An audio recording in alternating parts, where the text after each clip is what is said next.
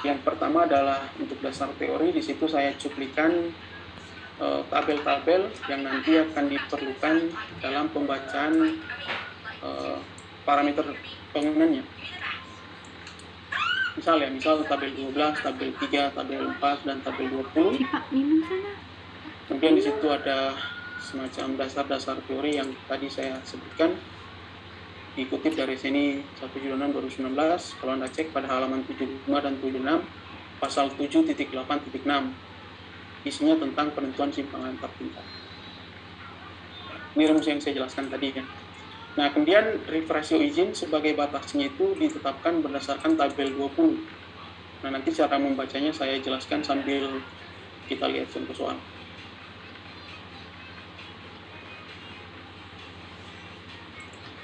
Oke, nah kemudian gini, ini di mata kuliah harusnya kan sekarang mata kuliahnya aplikasi komputasi dan sipil ya, yang PBTS harusnya besok. Nah ini penjelasannya saya balik, jadi harusnya materi ini untuk PBTS, tapi saya sampaikan sekarang.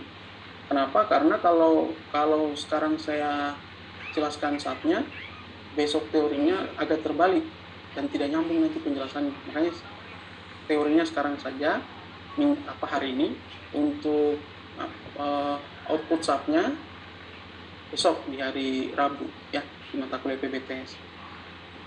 Perhitungan store trip ini harus Anda masukkan ke laporan tugas besar, karena di TOR cukup jelas, di TOR itu memang spesifik ditentukan bahwa selain menghitung tulangan, Anda juga harus menghitung store drift untuk memastikan kekakuannya terpenuhi. Oke.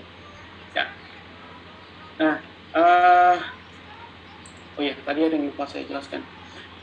Nah, kenapa kekakuan arah lateral itu harus dihitung? Jadi begini, mula-mula kita memiliki suatu gedung, kemudian gedung tersebut ceritanya terkena beban gempa, maka gedung yang tadinya posisinya lurus ya, gedungnya akan bergoyang ke samping tentu saja sesuai arah gempanya. Nah, nilai simpangan itu berarti perpindahan sudut dari sini ke sini, atau dari sini ke sini. Saya ulangi, nilai deformasi itu berarti perpindahan sudut dari titik ini ke titik pasca terjadinya beban gempa. Nah, nilai simpangan diukur saja dari sini ke sini berapa. Nah, nilai simpangan itu yang kemudian akhirnya kita ambil dari output SAP yang besok akan saya jelaskan di pertemuan PBTS ya. Kemudian kenapa ini harus dihitung dan harus dipastikan bahwa dia memenuhi batas izinnya? Karena begini, ketika gedung kita goyangannya terlalu besar atau deformasinya terlalu besar, maka diperkirakan akan terjadi kerusakan struktur. Jadi bayangkan kolom dan balok gedung yang kita rancang bergoyang atau berdeformasi dari titik ini ke titik ini ya, itu kemungkinan akan terjadi dua hal. Yang pertama bisa jadi betonnya retak, yang kedua bisa jadi tulangannya leleh, atau terjadi kedua-duanya, betonnya retak dan tulangannya leleh. Nah, ketika terjadi kondisi itu, maka strukturnya akan gagal pada dua arah, X atau Y ya. Nah, selain dari sisi mekanika bahan seperti itu, juga dari sisi pelayanan. Jadi bayangkan Anda serviceability ya, penggunaan bangunan. Bayangkan Anda berada di lantai gedung, misal pada lantai 10, kemudian gempa. Nah, gedungnya bergoyang. Nah, kalau goyangannya terlalu besar, tentu orang yang ada di gedung Anda yang berada di lantai 10 tadi akan merasa tidak nyaman dengan besarnya goyangan atau deformasi gedung akibat gempa tersebut.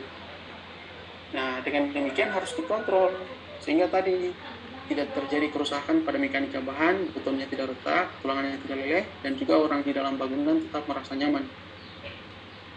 Batasan itu yang tadi dikenal dengan batas drift ratio izin, yang kita bisa hitung berdasarkan tabel 20.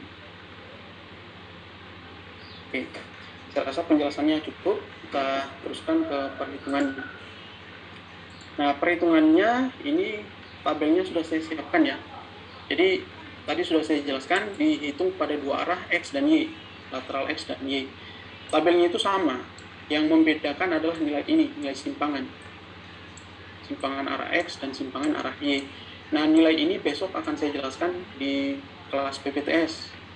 Nilai ini diperoleh dari output stub. Ya, sekarang saya jelaskan teori dan rumus-rumusnya dulu. Jadi sekali lagi, deformasi lateral dua arah X dan Y, hitungannya sama, yang membedakan adalah output nilai simpangan yang kita peroleh dari respon struktur dari stub, simpangan dari stub. Nah, untuk sementara, untuk contoh di kelas, misal datanya ini lah ya, dari mana ya saya ambil dari stub. Nah, pertama tentu saja Anda harus mengisi parameter gedungnya. Ini sekali saya hapus dulu. Cara mengisinya.